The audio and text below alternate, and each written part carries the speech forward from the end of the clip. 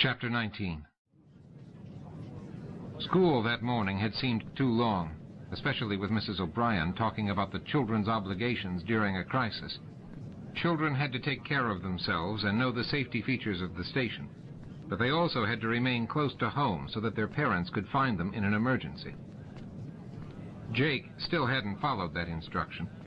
He had meant to return to his quarters, but Nog wanted to go back to Quark's. Jake didn't really want to hang out by the bar, but he didn't want to be alone either. Since the lights were still flickering and the environmental controls were out and the station had rocked for a third time, Jake knew his father wouldn't be in their quarters either. Ever since they had escaped the Saratoga just before the Borg destroyed it, Jake had a restlessness in a crisis. He had to keep moving. But he didn't want to be moving here either. He and Nog stood outside the storage door with Quark's name all over it. Nog was double-checking the signals for the 5th time. Jake was afraid that Nog would push open the door and barge in. "What are we doing?" Jake asked. "We already figured out where the signals were going." "Don't you want to watch?" "I sure do," Nog said. "Not from here," Jake said. "If anyone is inside, we'll get in real trouble." "Yeah, I suppose," Nog said. He put the device he had been using back in his pocket.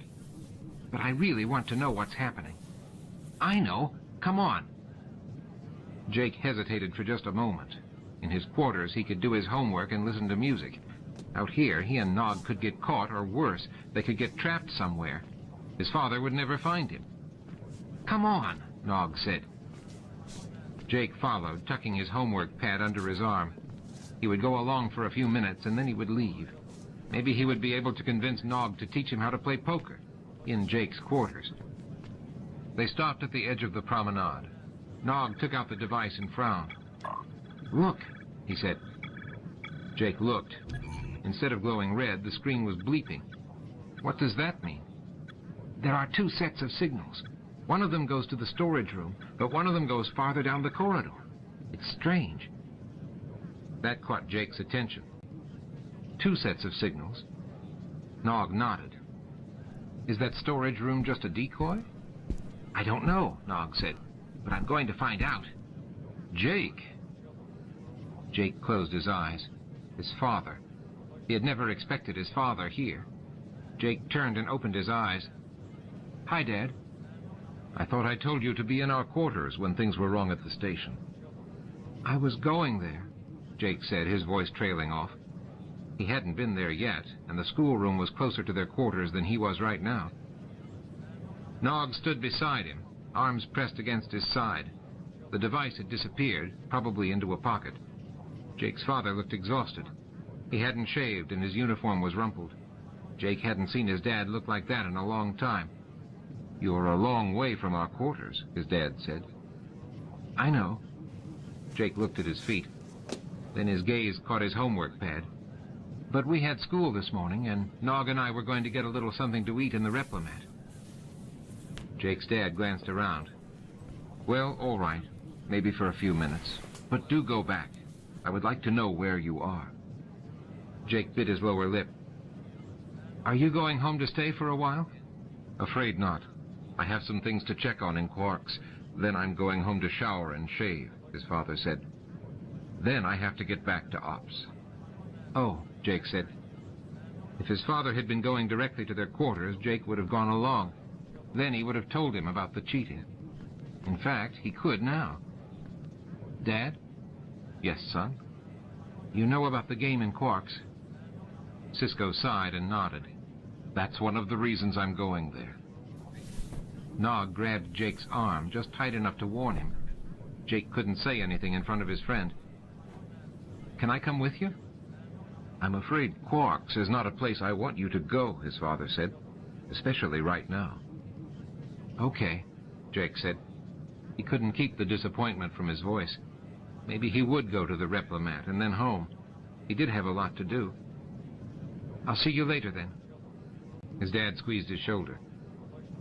"Jake," Nog said, "I forgot my pad upstairs." Jake glanced at Nog. He hadn't carried a homework pad since the Nagus' last visit. Jake sighed. "Okay," he said. "Let's get it and then go to the replimat." Nog started up the stairs into the promenade. Jake followed. He stopped halfway up the steps and looked down. His father was walking slowly past the shops, surveying the entire area. Always the commander, always seeing what was going on. Maybe Jake should have told him about the strange signals. But maybe his father already knew. "Come on," Nog said. He was already up the stairs by the access portal. Jake sighed. He went up the remaining stairs and hurried over. Nog was opening the portal. "You coming?" he asked. Jake peered over the stairs. His father was looking inside Odo's closed office and frowning. "I guess so," Jake said. "Well, better do it now. You wouldn't want your father to catch us." He crawled inside. Jake followed and reached for the portal. It would only be for a few minutes, and then he would go home, no matter what. Chapter 20. "It amazes me," said Burlingoff Rasmussen, his voice blaring over the murmured conversation, "the way some things disappear over the centuries and others remain." Bashir sighed and stacked his chips. Rasmussen, a lanky, balding man with a commanding voice, seemed to believe he had the duty to entertain the entire table. Bashir would have preferred quiet conversation with Sarlacc, the Vulcan who sat beside him. "I mean, take poker, a human game that is spread all over the galaxy. My ancestors played it, for God's sake, and since I'm at least 2 centuries older than anyone else here, you should play a much wiser game than the rest of us," the Bajoran named Para snapped. He sat beside Rasmussen and seemed as put out by Rasmussen's constant conversation as Bashir was. Rasmussen wasn't a bad sort. He was, from what Bashir could gather, a bit of a con artist who had arrived on the Enterprise in a time machine a few years ago, claiming to be from the future when he was in fact from the past. He never said, but Bashir deduced that the time machine had been stolen. Rasmussen had obliquely referred to the fine treatment on 24th century rehab colonies. He had to have stayed in a few to know that. "Games of chance exist in most developed cultures," Sarlacc said. He templed his fingers and watched as the dealer shuffled. "Even on Vulcan?" asked Hork, the Ferengi who sat on Bashir's left. His tone implied that such a thing was unheard of. "Vulcan abandoned such pleasures many centuries ago," said a Romulan from the next table. Sarlacc ignored the comment. "Our culture enjoys studying many things about the universe," he said. "Game theory is one of them, which is why I'm here. I specialize in games of constantly shifting odds, such as poker." "What I have been wondering is how you manage to bluff," Rasmussen said. "I thought Vulcans never bluffed." "Really?" Bashir said. "That is a tasteless question. You're asking Sarlacc to explain his betting strategy." Sarlacc put his hand on Bashir's arm. "No, he is asking an important theoretical problem that has bothered Vulcan games theorists for a long time. While it is true that Vulcans do not bluff, neither does anyone else in poker." "Knock it off, Pops," Para said. "Everyone bluffs in poker." Sarlacc nodded. "That is the poker parlance, yes. If you consider bluffing to be a claim that you will perform an action you do not intend to, then you are correct. Vulcans do not bluff. But in poker, bluffing has a different meaning. Players play to win. Poker players use the bluff as a strategy for winning. In poker, you win by claiming that you can win and having other players believe you, or not believe you. Since the action is understood by all to be a potential ruse, it is not really a ruse at all." Bashir grinned and leaned back. "I think I got that," he said. "Well, I didn't," Rasmussen said. "Sounds like a lot of rationalization to me." "Actually," Sarlacc said, "many fine Vulcan minds have spent centuries pondering this issue. I am here to test it." And he had been testing it well. He clearly was not a traditional poker player, Bashir thought, but his comments made sense. Sarlacc played a very odds-friendly game with little bluffing, and had managed, so far, to do quite well for himself. Better than the Romulan who had joined them at the table and frowned when he saw a Vulcan present. The Romulan had informed them all that he was the best player at the table.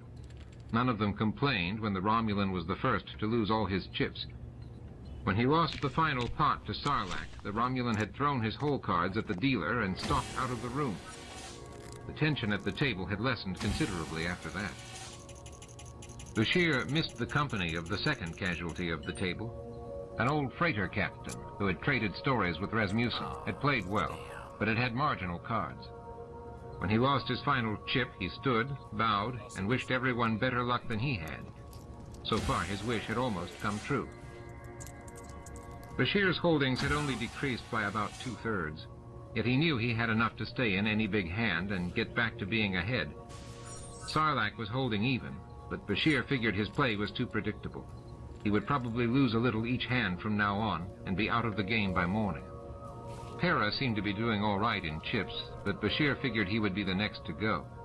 He played aggressively, but unwisely at times, holding onto cards when he should have folded. The two Ferengi worried Bashir the most. They were terrible players, often betting a small fortune on a pair of deuces, but they had had a string of luck that seemed uncanny. Quark's luck in the last hand had returned him to his original stake. Each century seems to have developed stories about its most famous poker players, Rasmussen said, obviously trying to change the subject and return the focus of the conversation to himself. Okay, then. Most of us don't care about stories. Para ran a hand through his dark hair. Just the game. I think someone should cut, Bashir said, as the dealer set the cards on the table. He didn't want to hear the stories any more than Para did. Some of those stories are fascinating, said Sarlacc, and led to ways that the game evolved. Morn, the rather silent, lumpy alien who often traded jokes with Quark in the bar, reached across Rasmussen and cut. The movement was illegal, but no one protested. They all wanted the game to continue. My father used to tell of an uncle who... Pardon me, Bashir said, but let's leave the storytelling for a moment while we play out the hand. The dealer dealt the whole cards. Bashir waited until the second card was dealt before picking them up. He had a mild superstition about waiting until all his cards were in front of him before examining them. The habit began in childhood, when he believed that touching the cards before it was time ruined his luck. Sometimes, late in a game, that old belief returned. The dealer set her deck down and waited. Bashir was the last to scoop up his cards. The ace and king of spades. What wonderful luck. This would be the hand that would catch him up. He just felt it. He was reaching for his chips when the entire room went black. Pitch black. He couldn't even see the cards in front of his face. The room fell into a shocked silence. Cards down! Quark's voice boomed. No backup lights were coming on. Wasn't this room equipped with emergency preparations? Hands on your own chips, and please remain that way until the lights come back up. Bashir set his cards down and gathered his chips against him. He knew that Sarlacc wouldn't touch the chips, but he didn't trust the Ferengi, or Para for that matter. Rom! Quark's voice held that bossy, obnoxious tone he used with his brother. Where are those emergency lights? Rom's response was lost in the growing conversation. Once everyone in the room realized that the lights weren't coming back on right away, mutters of dissatisfaction began. Stupidity of playing in a place designed by Cardassians. What if we're under attack? Some ploy by the Ferengi to steal all our money. Cracks! Where is my idiot son? Cracks! Above the snatches of conversation, Bashir caught a steady, menacing cursing. The hair rose on the back of his neck. The lights had been out the night before, when Naralac died. A chair fell over behind him. He turned in the direction of the noise just as the lights came back on. Bashir blinked in the brightness. A Ferengi was on the floor beside his table, twisting in pain. Bashir could see the blood from where he sat. Odo had left his chair near the door and was hurrying across the room. Quark was behind him. Bashir jumped up. Watch my chips, he said to Sarlacc. Sarlacc nodded. Garak, the clothier, was sitting in a chair near the Ferengi, his hands raised as if to protect himself. He half stood when Odo got there, then hovered. Bashir pushed him aside and kneeled beside the bleeding Ferengi, who tried to sit up. No, Bashir said, gently pushing him back. Stay down. He quickly checked the wounds. The entry was clean, not ripped. Stab wounds from a knife with a smooth edge, like those that had killed Naralac the day before. But Nam had been somewhat lucky. The attacker had had no knowledge of Ferengi physiology. The 4 wounds would have been instantly fatal to a human and would have put a Romulan in critical condition. A Klingon might not have survived either, but Ferengi physiology was very different from other species. Bashir worked quickly to slow the bleeding of the wounds beneath the rib cage and across the stomach. It appeared the Ferengi's heart might have been grazed. He was going to need help quickly. "Ops!" Odo almost shouted into the intercom. "Transport 2 at once to the infirmary." "No," Bashir shouted. "He's too weak to transport." Bashir slapped his comm badge. "Medical assistance to Quarks, stat." "Anyone see anything?" Odo said to those standing and sitting nearby, staring intently at each one.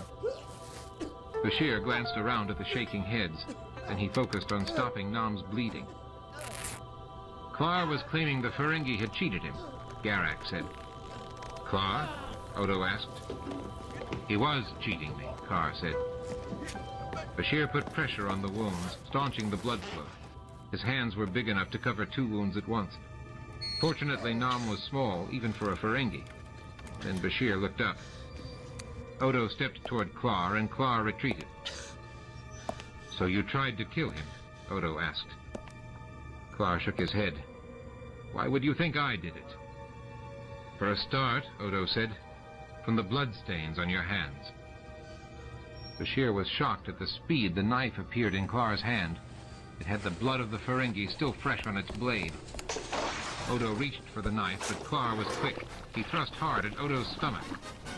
Odo didn't even flinch or try to jump back. His stomach turned into fluid metal, and the knife in hand passed right through. Then, as the shocked Klar tried to withdraw his weapon, Odo grabbed him above the elbow, and with a quick twist sent the knife bouncing across the floor in front of Bashir. Nam flinched, but Bashir gripped him tightly and peered at the weapon. It was the same type of knife that had killed Naralak. Klar struggled in Odo's grasp, but couldn't free himself. Odo yanked hard on the man's arms to stop the struggle. "I believe that Starfleet will have your records under the name L'Sthwan. Am I right?" Nam gasped and then choked, and Bashir turned his full attention back to his patient. He should have brought his medical kit to the game. He had thought about it, but ruled it out. What was taking his medical team so long? "Nam?" Quark crouched beside Bashir. "You're in my light," Bashir snapped. Then, seeing the concern on Quark's face, he softened. "I'm doing everything I can. He'll be all right once I get him to the infirmary." Quark nodded thanks to Bashir and then looked up at Klar, or L'Sthwan, if that was his name. "You tried to kill Nam for cheating you?" "I understand that cheating is the way of your race," L'Sthwan said. "Perhaps genocide is in order."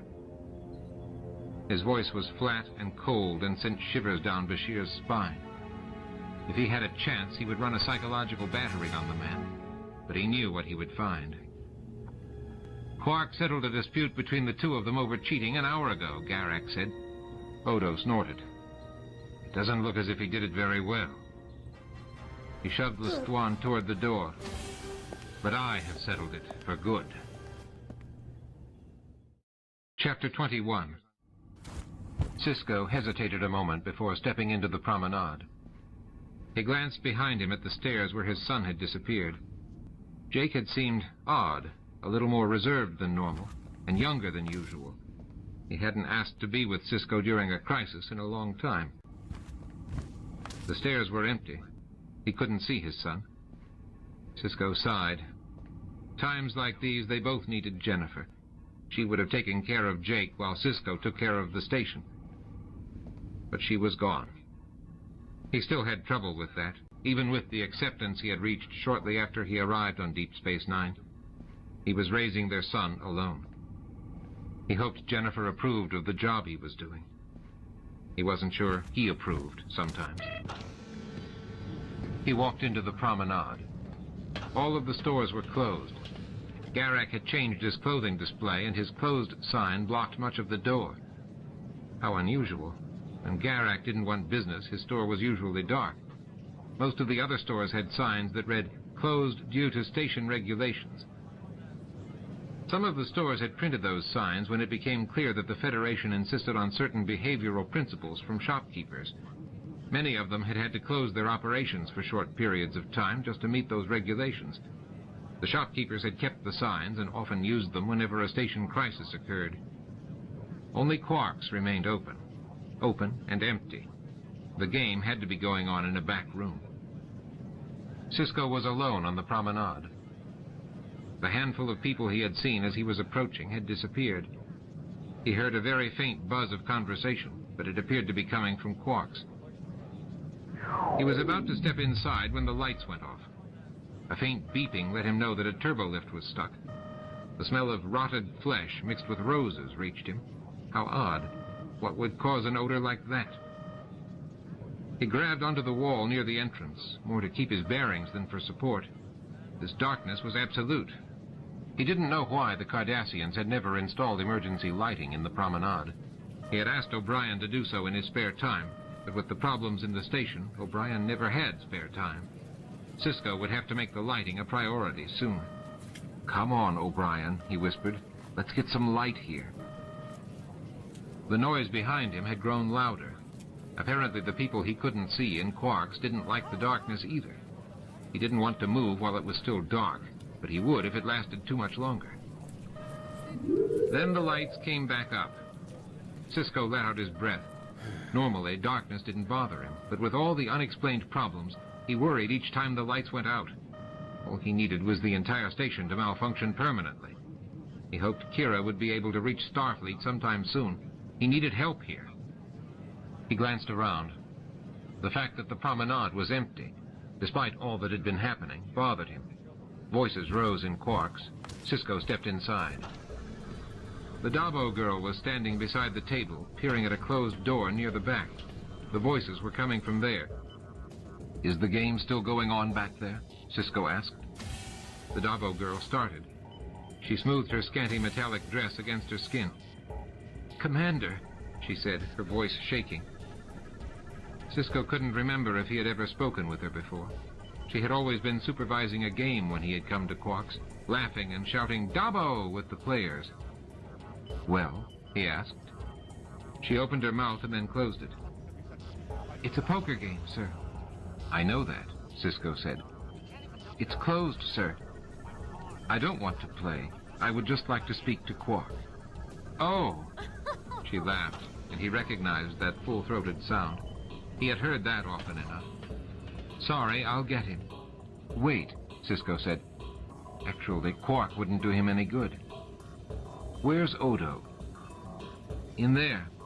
The Dabo girl pointed at the closed door. "Tell him I want to see him." "Yes, sir," she said. She moved away from the Dabo table as the door hissed open.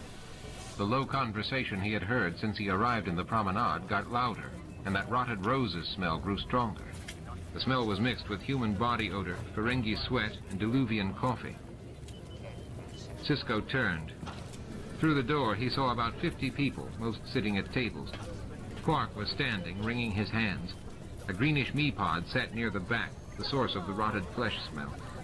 Odo was making his way through the door, his hand firmly holding the arm of a tall, broad-shouldered human male. 3 members of Dr. Bashir's staff bumped Sisko as they hurried by him, each carrying a medical kit. They ran toward the back of the room where Bashir stood. "What's happening, Constable?" Sisko asked when Odo got close to him. "We have found the infamous Lesthoin," Odo said, almost at the expense of one of Quark's Ferengi friends. Lesthoin struggled in Odo's grasp. "He had no right to take me from the game, Commander." "Actually," Sisko said, "he has every right. Is the Ferengi seriously injured?" Odo nodded. "Bashir assures us that he will live." "Unfortunately," Lesthoin said, "the little bastard cheats." "He's a Ferengi," Sisko said. "They're more interested in profit than rules." Lesthoin smiled. "And what are you interested in, Commander?" "Getting you off my station," Sisko said. "And yet you can't. You seem to be having problems." "You're very astute," Sisko said. He didn't like the man. Odo needed to get into the brig. Sisko turned to go. "In your readings," Lesthoin said, "have you discovered a subspace fluctuation accompanied by silitrium waves?" Sisko stopped and peered at Listwan. Dax had been getting solitrium waves, among many others, during each incident. Yes, we have, Sisko said. Well, well, Listwan said. The Ghost Riders are ranging pretty far from home. Ghost Riders? Sisko asked. Listwan smiled and rocked back on his heels. Sisko had seen that look before. Listwan wanted something. Are you saying you know what's causing these problems in the station? Odo asked. I believe you need my help, Commander, Listwan said, ignoring Odo. But I have a price for the information I give you. And that is, Sisko asked.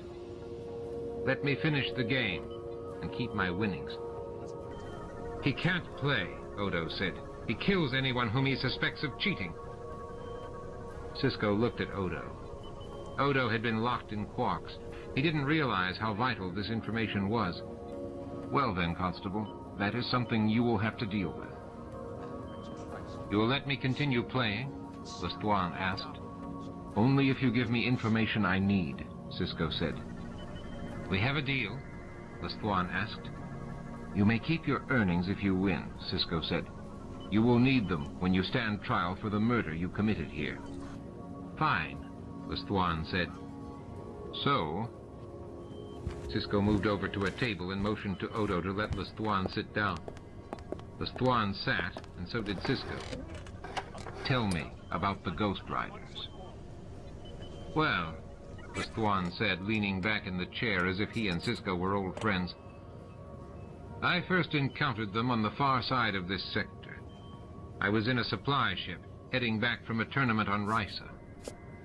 The ship was nearly destroyed in a fashion that reminds me of this. The old trader who piloted the thing managed to get us out of the area. Then he told me about the Ghost Riders. Odo paced behind the chair. He kept sending Sisko pointed glances. Odo clearly did not like having Listwan out in the open. Go on, Sisko said. The old guy said that the riders couldn't see us. They use special ships that function slightly out of phase, and their prototype phase shifters cause violent subspace distortions. They're hunting an energy creature that they call Espiritu. Capturing one of the beings alive brings the riders a huge profit. Listwan grinned. I've been studying the riders.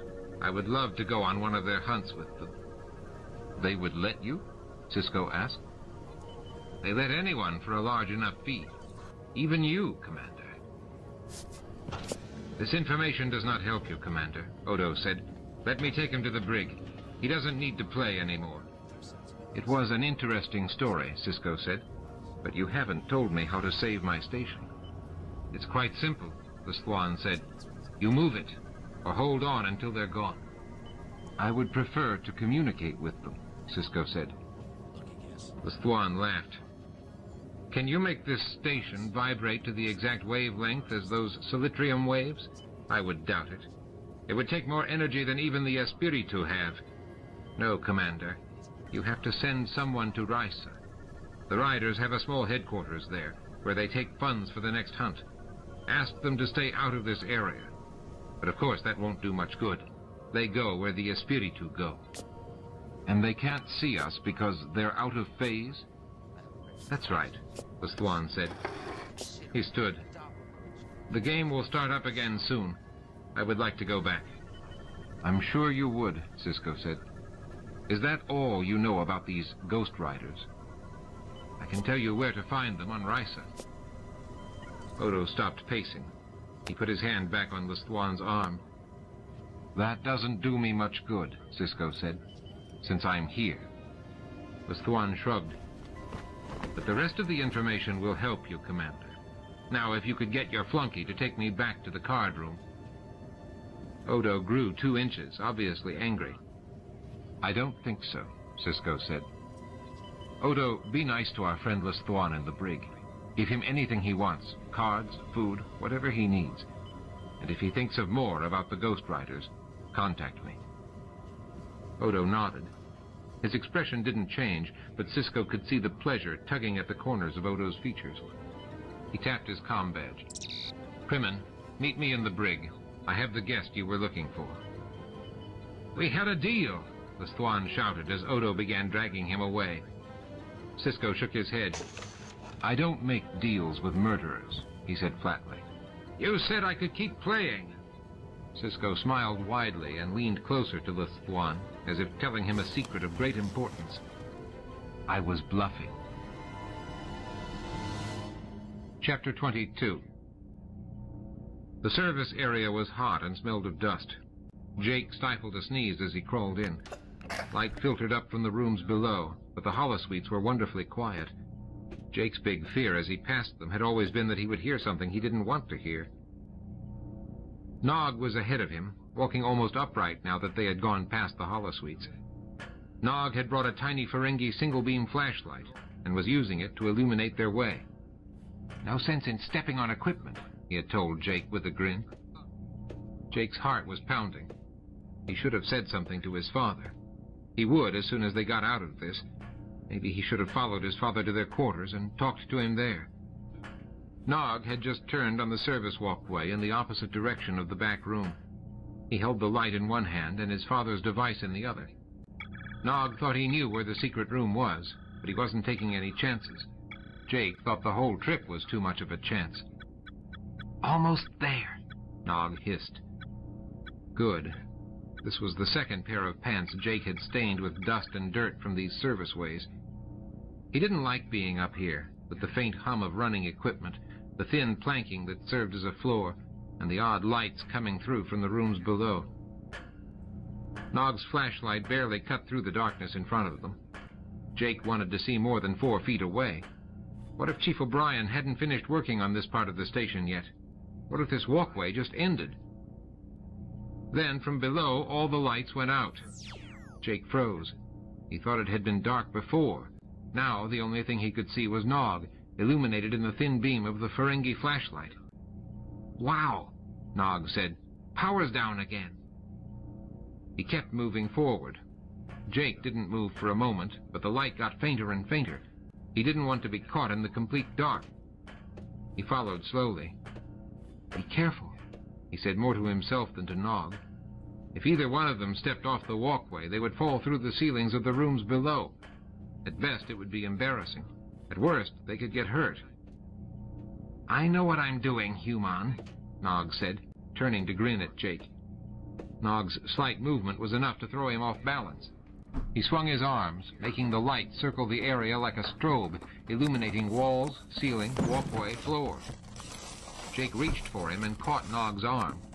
Nog took a step backwards to regain his balance. Something crunched, then Nog toppled even farther. His foot had gone through the floor, or more accurately, the ceiling of the room below. "What is that?" a panicked voice said from below. "Something fell on me," someone else said. Nog leaned backwards and pulled Jake toward him. Jake braced himself on the walkway, feeling like they both hung over the edge of a cliff. Nog's left arm was flung behind his head, the light illuminating a plastic-coated far wall. With his right hand, he grabbed Jake's shirt. Then Nog's other leg slipped through the floor. Jake held on with all of his strength. "The ceiling is caving in," someone yelled. "Let's get out of here. It might be just as bad outside. We can't leave the equipment." "Hold on," Jake hissed. "I am holding on," Nog said. The lights came back on. The darkness no longer seemed dark. Nog's chest glowed with the lights from below. His legs hung through the floor, and his hips were trapped in the flooring. Now that Jake could see the problem, he knew how to solve it. He braced himself and tugged. Nog popped out of the hole like a hot dog squeezed out of a bun. He scrambled onto the walkway, and both boys peered into the room below. 8 Ferengi faces looked up at them. Most of the Ferengi had pieces of ceiling and dust coating their bald heads. All the Ferengi were frowning. "Let's get out of here," Nog whispered. Jake didn't have to be told twice. He pushed himself to his feet and ran along the service walkway. His footsteps clanged, and Nog's clanged too in an off rhythm. Jake's breath caught in his throat. The Ferengi were yelling behind them and arguing about how to get into the ceiling. When he reached the narrow part of the passage, Jake flung himself onto his knees, wincing as a jolting pain ran through his body. Those scrapes would be terrible. He crawled as fast as he could to the access panel. Nog was right behind him, breathing hard. The panel loomed ahead. Jake pushed it with all his strength, and then dove out of it. Nog followed, tucking and rolling across the floor like a ball. Jake slammed the portal shut and ran, imagining that at any moment he would hear the pounding of an army behind him. Chapter 23. Kira had punched in half a message to Starfleet before a squeal from the communications board let her know that long-range subspace still wasn't working. O'Brien had managed to get the board up and running, so Kira felt better working at her old station. But still she found nothing more frustrating than running to fix equipment that was constantly breaking down, with no end in sight. She had barely eaten since the crisis started. She was surviving on water and an occasional sweet. She had gone beyond tired. She was focused, as she had been in those early days of fighting the Cardassians on Bajor. She would run on pure adrenaline until someone would stop her and force her to sleep. She had hated sleeping. Sleeping meant she would miss something. In those days, if she missed something, she might lose her life. This crisis felt the same way. They had been lucky. So far, the power core had held, and life support had only gone down for short periods of time. Having the environmental controls constantly fail was hard enough on them. Right now, Ops was so cold that she shivered every time she moved. She did like being cold better than being warm. Being warm made her tired, and she didn't need to be tired. "Reports in," O'Brien said. "Engineering has fixed docking rings 4 and 5. The ships docked there will be stable now. Also," Carter said, "the airlock on docking ring 16 will now open." "I'm sure the Ferengi who was stuck in there is glad to be out," Kira said. She fiddled with the communications board. Nothing had worked so far to re-establish long-range communications. She was actually repeating her actions. She wondered if anyone else was doing the same. The hum of the turbolift took her focus off the board. Sisko was back. He still hadn't been to his quarters. His uniform was as rumpled as it was when he left, and from this distance his 5 o'clock shadow made his face look bruised. Oddly, though, he seemed to have more energy than he had when he left. "Didn't expect you back so soon," Kira said. "Sir," O'Brien said with a bit of a grin, "you were supposed to shower." "I will," Sisko said. He strode across Ops to the science console. "Has anyone heard of the Ghost Riders?" "Solitrium waves," O'Brien said, as if that connection made sense. "How could I have missed it?" "You mean you know what's going on?" Kira leaned forward on her console. "Maybe," O'Brien said. "Dax, let me at the science console." "Certainly." Dax stood. "What are Ghost Riders, Benjamin?" "Have you heard of them, Chief?" Sisko asked. "Just a reference back when I was on the Enterprise." His fingers flew over the board. "Let me see if I can access any information about them." "While he's looking," Kira said, her frustration making her bounce on the balls of her feet, "tell us what you know." "I don't know much," Sisko said. "Odo arrested a man down at Quark's who claimed that Ghost Riders were causing the station's problems. The man was bargaining to stay out of the brig, and the story was strange enough that I thought perhaps he was making it up." "I don't think so, Commander," O'Brien said. "Just give me a minute." They didn't have a minute. Not now, when they were close. The exhaustion that Kira had been holding at bay threatened behind her eyes. "What are these things?" she snapped, angry that she had had to ask twice. "My source says they are hunting what he called energy creatures." "Energy creatures?" Dax asked. "Espiritu?" Kira leaned against the console. "They're hunting Espiritu?" Sisko turned. "You know of them, Major." "Of course," Kira said. "Every Bajoran child has heard of them. They were discovered near here when I was about 5. She ran her fingers through her short hair.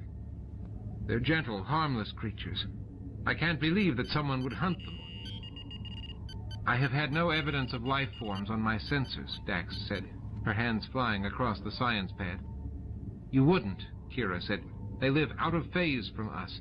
They can pass through most things, unseen and unfelt." She sighed. She had learned as much about them as she could. As a child, she had wanted to pass through things unseen and unfelt. When she had joined the resistance against the Cardassians, she had longed to find a way to be like the creatures, so that all of Bajor would disappear from the Cardassians' grasp. "I found it," O'Brien said. "Ghost Riders use a loose group of runabout-sized, single-manned ships. They roam space together like a pack of wild animals. There is no record of them ever working in this area before, but they are wanted by the Federation on a long list of charges. They were tagged with the name Ghost Riders because their ships function just out of phase with normal space.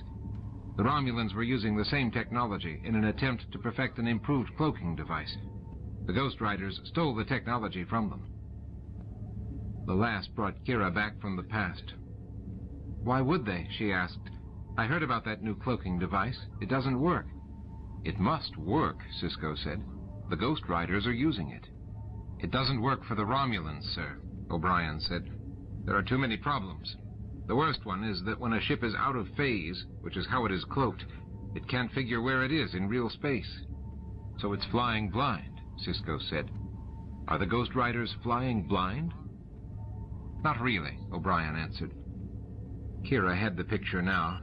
The Ghost Riders had found a way to be in the same phase as the Espiritu. They actually got to see the beautiful pulsing glow that Kira had just heard about, and they were hunting it. She clenched her fists, just like the Cardassians. They found something beautiful, so they wanted to destroy it. The Ghost Riders aren't concerned about our space. They want to follow the Espiritu. In that phase, they can see them just fine.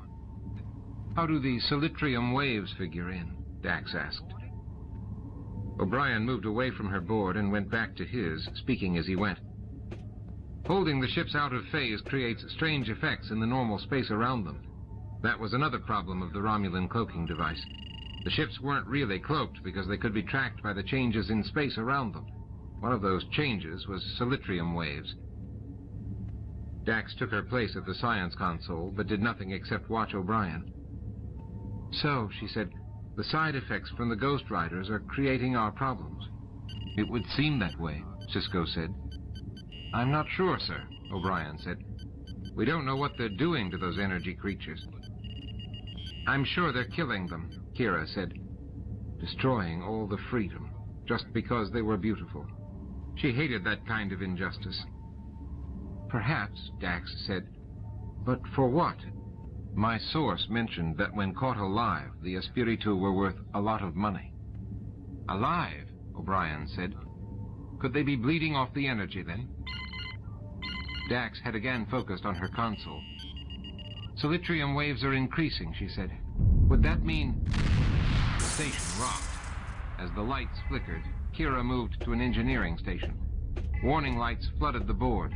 The environmental controls shut off. The cold air against her back was gone. Sisko staggered, then caught himself on the edge of the science console. "Life support out in docking ring 5, Kira said. "All the doors in the living quarters on level 6 jammed," Dax said. "Replicators out in the promenade," Carter said. "The power core has reached 150% of normal," O'Brien said. "The system can't sustain that." Sisko whirled. He hit his comm badge. "Mr. Teppo, take that core offline." Kira turned her attention to the power core. Around its icon on the pad, a red warning light flashed. "Core breach in 1 minute," the computer said. "I'm trying here, sir," O'Brien said. "I can't get to the core." "Commander," Teppo's voice sounded tinny through the comlink, "we're losing containment." The trembling stopped. "Solitrium waves receding," Dax said. The red light around the power core winked off. "Power core fluctuating," O'Brien said. After a short pause, he continued. "It's now 50% of normal and holding." "How's that containment, Mr. Teppo?" Sisko asked. "I see no serious damage," Teppo said, "but I'll run a quick diagnostic." Kira brushed her hair off her forehead. "Commander, Cardassian technology is very fussy. If we don't figure out what to do about the power core, it could blow." "It won't blow until it holds 75% over normal for 30 seconds, O'Brien snapped. "Which," Sisko said, "it just might do the next time we get hit." "Chief, I want you to double-check the containment fields and see what you can do about shutting the core down at a moment's notice. O'Brien nodded. Kira put her hands on the small of her back and stretched. They had better find a solution quickly. She had seen the devastation from a blown Cardassian power core once, many years before. It had taken out 20 square kilometers of ground, along with the military research station which housed the core. It was not a pretty sight. She took a deep breath and turned her attention to her console. She brought the life support systems back up in the docking ring, then turned her attention to the doors. The problem looked big enough that the solution might not be possible from ops. "Benjamin," Dax said, her voice tinged with a slight amount of panic. "The Cardassian ship is breaking up." Kira moved back to communications. "The Cardassians are shouting about being attacked. Litna is ignoring them. I can't hail either one of them." "Is the tractor beam working?" Sisko asked O'Brien. "No, sir." O'Brien frowned as he punched the pad. "I'll see what I can do." "We need to help the Cardassians, Benjamin," Dax said. "It's a mess out there." Kira's fingers slowed on the console. She had an obligation to save lives, but it was harder to work for Cardassian lives. "How many on board?" Sisko asked Kira. "Too many to beam over, even if all the transporters were working correctly. Chief, get a lock on as many people as you can." "I'm trying, sir, but the interference is getting in our way." "We're running out of time, Benjamin," Dax said. "Their ship is falling apart." 2 shuttles have just left the Cardassian ship, Kira said. "They have about 5 more on a ship of that size." "Let's hope they make it," Sisko said, "since we can't seem to help them." "The 5 other shuttles are out too," O'Brien said. "That's it for the ship," Dax said. "It's breaking up." A light blinked on the communications console. "A message coming in from Captain Litna," Kira said. "She complains of Cardassian attack, then thanks us for destroying the Cardassian ship. She says she is returning to Bajor for repairs, but she will return." On screen. Sisko walked down the steps to the front of the operations table. Kira shook her head. "She has blocked any response, sir. She does not want to communicate, just to let us know what she thinks. We are being hailed by one of the Cardassian shuttles, too, sir." "Can we put that on screen, Major?" Kira didn't appreciate the sarcasm. She opened the channel and put the Cardassian vessel on screen. On the eye-shaped screen, Gul Dunar appeared. Dirt covered his ugly Cardassian face. "Such an attack violates our treaty, Commander Sisko. We will be back." His image faded away before Sisko could say anything. End of Side 3.